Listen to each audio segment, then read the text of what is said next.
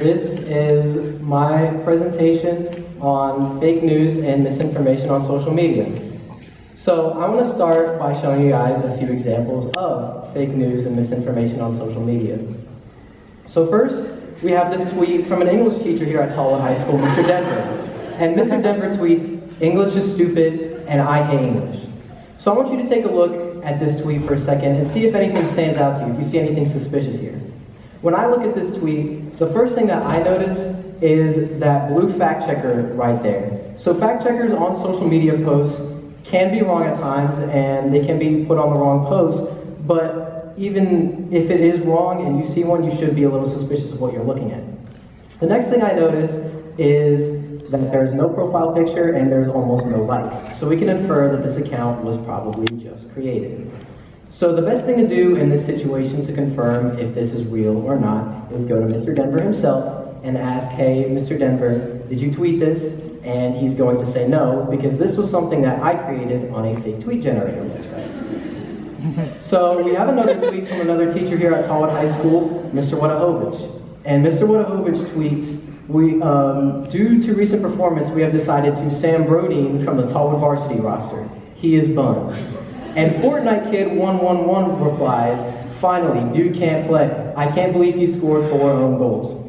So, when I look at this tweet, the one thing that pops out to me is the grammar used by Mr. Wadahovich, especially with him being a teacher. And what I'm talking about is where he says, "We have decided to Sam Brodeen from the Tallwood varsity roster." That sentence doesn't make any sense. So, just like our last tweet, the best thing to do in this situation is, again, go to Mr. Wadahovich and ask, "Hey, did you tweet this?" And again, just like Mr. Denver, he's going to say no, because this was created by Mr. Senzik on the same fake tweet generator website that I used. So, our next tweet here, this tweet is from the Eli Lilly Company. And for those of you who don't know, the Eli Lilly Company is one of the biggest insulin producers in the world. And so Eli Lilly tweets, "We are decided to announce insulin is free now."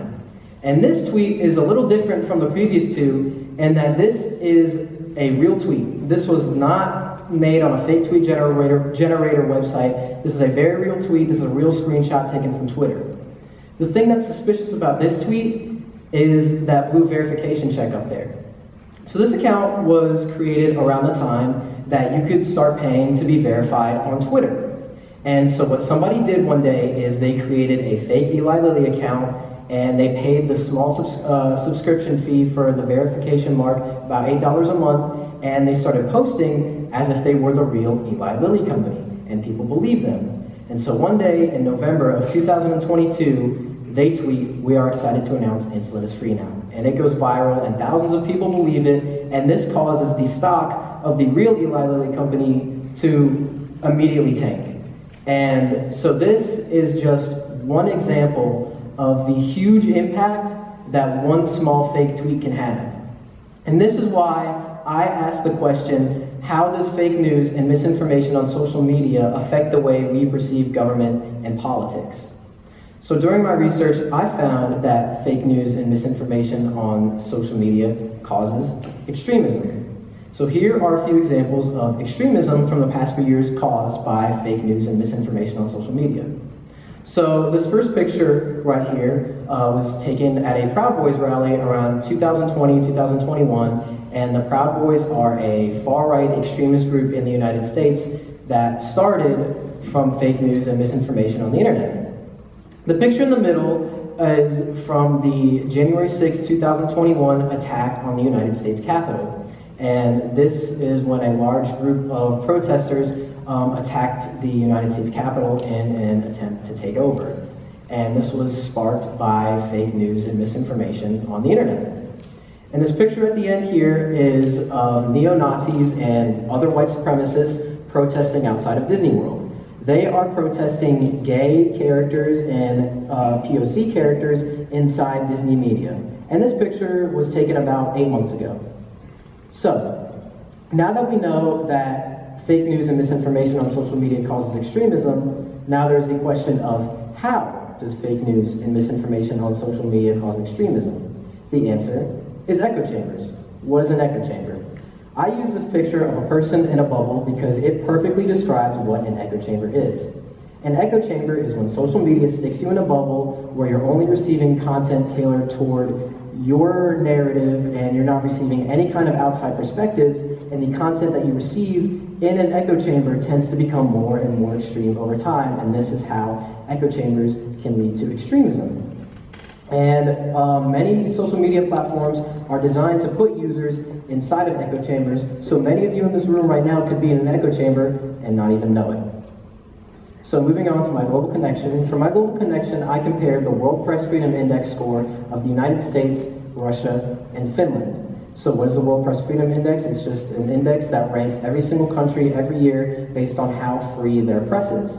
So if your country's number 1 on the list, then your press is very free. If your country's at the bottom of the list, your press is not free at all.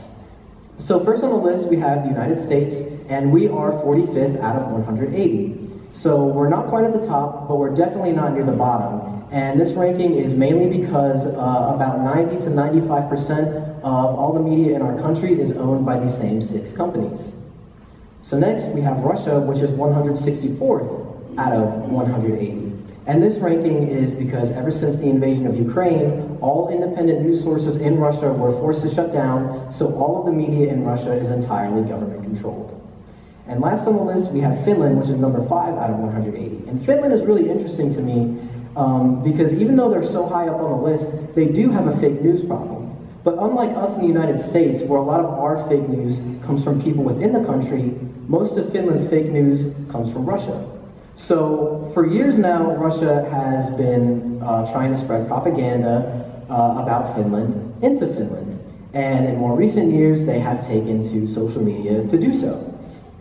So, if Finland has such a big fake news problem, how do they manage to stay so high up on this list? The answer is media literacy. So what is media literacy? Media literacy, down to its very, very basics, is you look at a piece of media, it can be any type of media, so we can use one of those tweets from earlier as an example. So you look at the piece of media and you ask yourself, what is the message? What is the message behind this? What is the person who created this? What message are they trying to send? Once you figure that out, you then ask yourself, how does this influence thoughts, feelings, and behavior?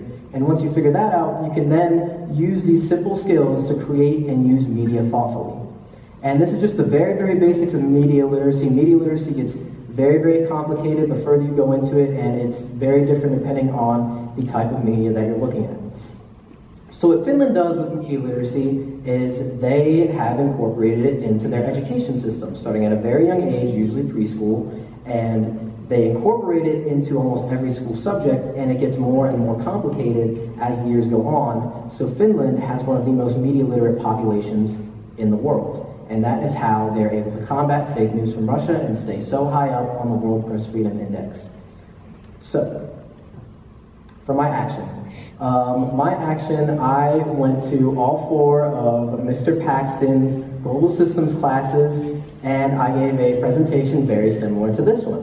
And after that presentation, the students all got into groups where they created their own pieces of fake news or misinformation. And it could have been about anything they wanted, so we had some Instagram posts from Michael Jackson and Tupac saying that they finally returned.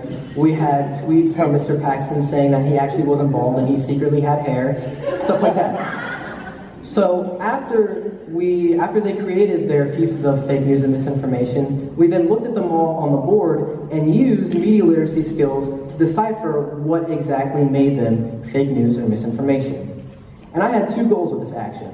One, I wanted them to learn how to use simple and basic media literacy skills to combat against fake news and misinformation on social media.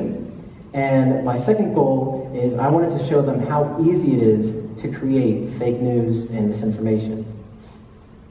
So in the end, if nothing else, I want you to take these 3 things away from this presentation. 1, I want you to question everything you see, especially on the internet.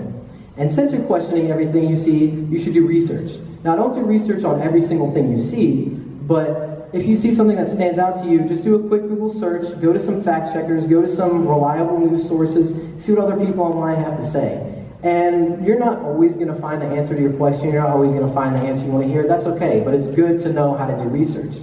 And lastly, I encourage all of you to go out there and learn how to use media literacy. You don't have to learn everything about media literacy, but just learn simple media literacy skills so that you too can combat fake news and misinformation on social media. there are plenty of organizations and resources out there that you can use to learn the basics of media literacy. These are my works cited. Thank you.